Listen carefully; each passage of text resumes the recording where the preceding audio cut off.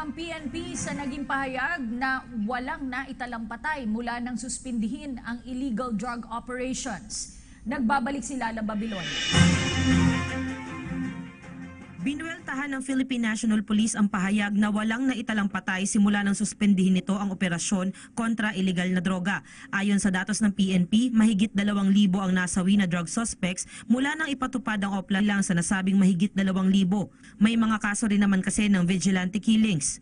Ayon kay PNP Chief Ronald Bato de la Rosa, mailap talaga ngayon ang mga vigilanteng grupo dahil mas madali silang matutunton ngayong wala na silang sasabayang police operations. Ibig sabihin, nag-stop lang yung mga vigilante sa kanilang gawain. Dahil pag ngayon, tuloy-tuloy na sa mga ginagawa nila, pumapatay pa rin sila. Pero nag-declare na ako now, stop our anti-drug operations.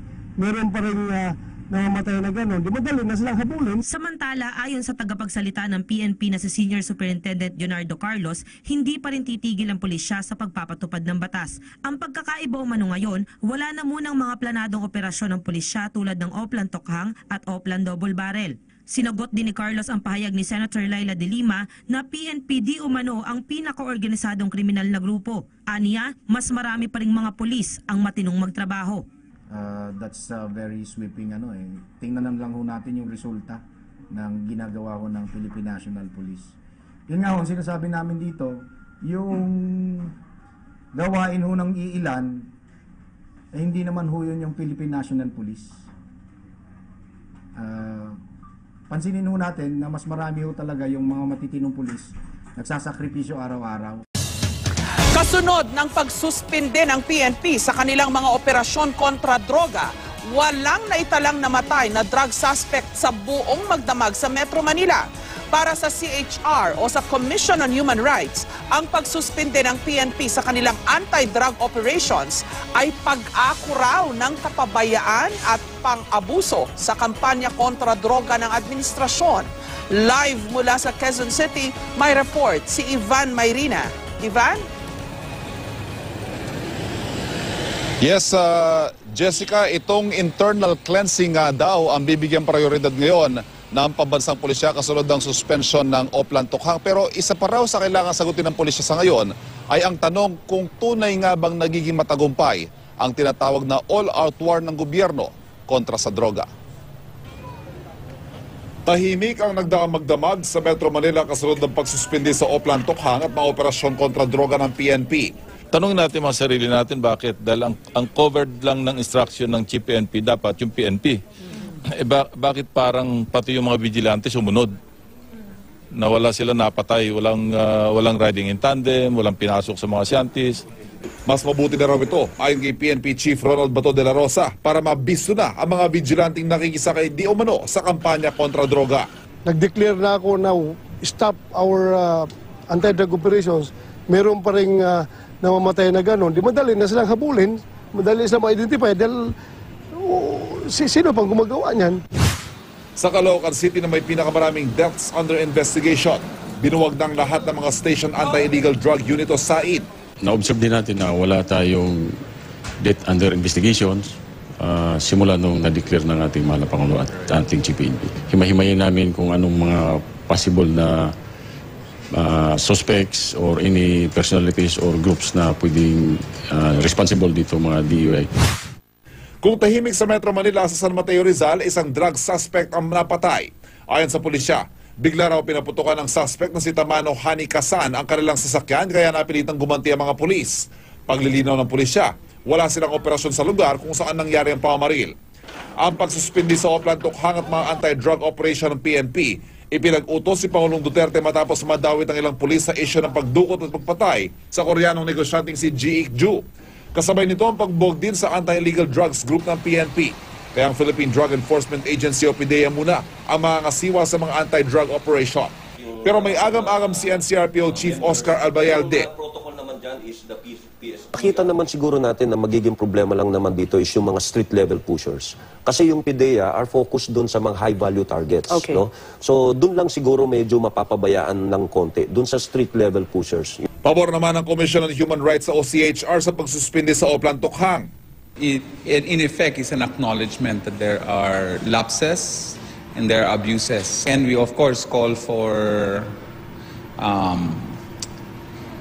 accountability for the deaths thus far resulting from Oplan Double Barrel and Tokhang. Ayon naman kay Senadora Risa Ontiveros, sana'y matuturaw ang gobyerno sa pagkakadawit ng ilang pulis sa issue ng Tokhang for ransom. Sana ay kunin itong wake-up call, matutunan ang mga mapapait na leksyon ng Project Tokhang at mag-adopt ng isang mas komprehensibo, mas enlightened at di hamak na mas epektibong approach na may mabigat na pagpapahalaga sa public health response sa drugs problem. Samantala, naglabas ng Temporary Protection Order o TPO at writ of amparo ang Korte Suprema laban sa mga pulis na nireklamo ng pang-aabuso sa Oplan Tokhang Agosto ng isang taon sa Barangay Payata sa Quezon City.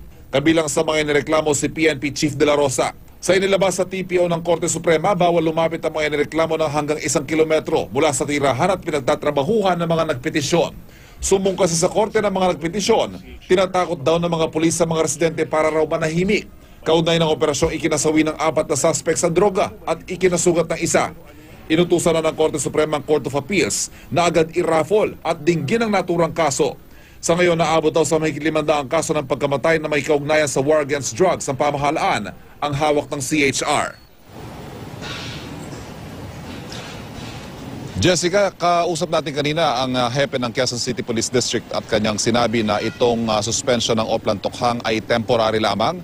Patuloy silang magmamanman sa mga drug personalities, hindi sila mag-ooperate, pero oras sa i-lift itong suspension ay ready to pounce daw sila. Ika nga sa mga drug personalities na patuloy nilang imomonitor. Jessica. So Ivan, positive development para sa CHR, itong pagsuspinde sa Tokhang o itong Oplan Double Barrel o war against drugs?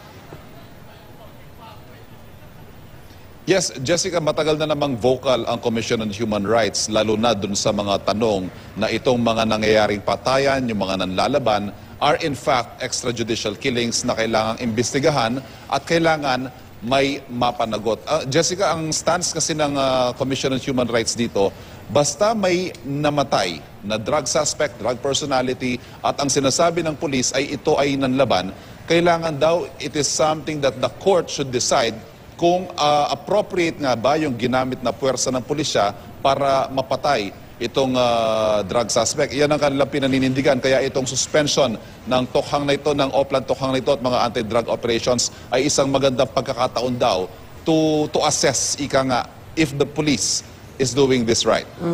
Liwanagin lang natin na, Ivan, no, before we proceed to further discussions, dalawang klase ng pagpatay na nakikita natin these past months. No? Yung ginagawa ng pulis o yung tawagin na nating legal PNP operations at meron din yung DUI in terminology ng PNP o EJK sa iba. No? Magkaiba ito at repeatedly sinasabi ni General De La Rosa at even the President himself, no, sinasabi nila, walang kinalaman ng gobyerno dun sa nakikitang minasking tape pa, yung nilagyan pa ng karatula kasi sa tingin nila, ang pulis pag pumatay, papatayin na lang, di ba? Hindi na nila, they will not go to the extent na bibili pa sila ng duct tape o ng masking tape, ititape pa yung pinatay at lalagyan pa ng karatula. So, in other words, hindi raw yan gawa ng mga pulis. Curiously, nung nasuspend itong Tokhang, wala na rin kaso ng DUI o EJK. Anong tingin ng CHR dito, Ivan?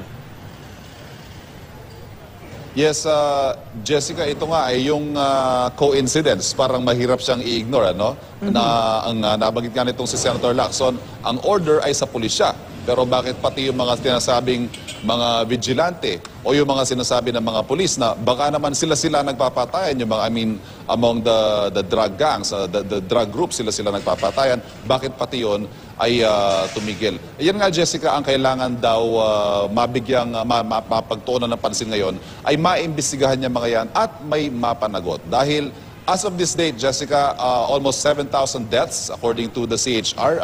Official count ng pulisya ay 2,000 plus deaths na related dito sa kanilang mga anti-drug operations, but not a single case filed in court against a police officer dito sa mga kaso ng mga namamatay na drug personalities. Kaya yan daw ay dapat talagang pagtuunan ng pansin.